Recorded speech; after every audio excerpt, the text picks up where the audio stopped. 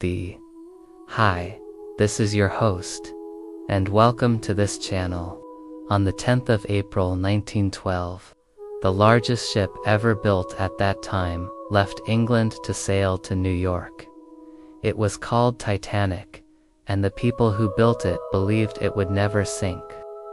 Half days later, the Titanic was lying at the bottom of the sea, and more than 1,500 passengers were dead. In the middle of the night, the ship hit an iceberg, and just 2 hours and 40 minutes later, it disappeared into the ice-cold water of the North Atlantic Ocean. The story of the Titanic and her first and only voyage has fascinated people for more than 80 years. The film director James Cameron is one of these people. He made one of the most expensive films ever, and it was about the Titanic. Using late 20th century technology and a team of thousands, he brought the great ship to life on the big screen. But how did he do it? First, he built an almost full-size model of the outside of the ship off the coast of Mexico. Then his team used huge machines to tilt the model to show how the ship went down. During the day, the ship goes down at an angle of 3 degrees every 10 seconds.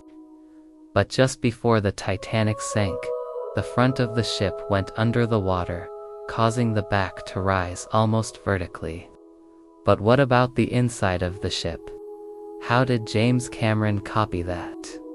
He hired experts to make tables, chairs, lamps, and carpets that were exactly like those on board the real Titanic. In fact, he reproduced thousands of things to make the inside of the ship look as real as possible. It took a lot of work, but the result was worth it.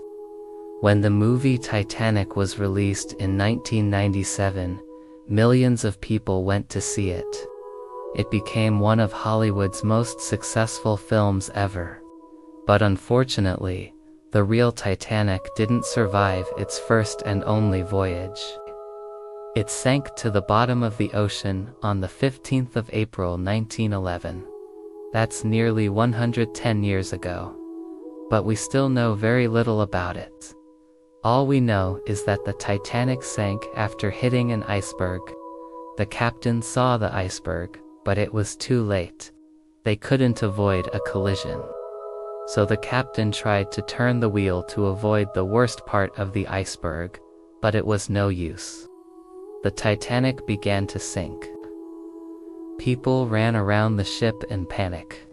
Some people put on life jackets and jumped into the water, but there weren't enough life jackets for everyone.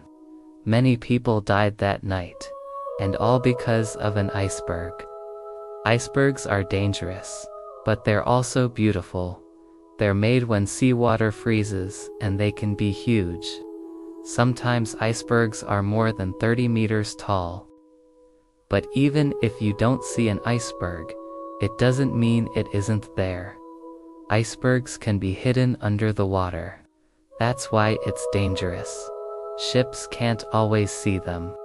If you want to learn more about icebergs, click here.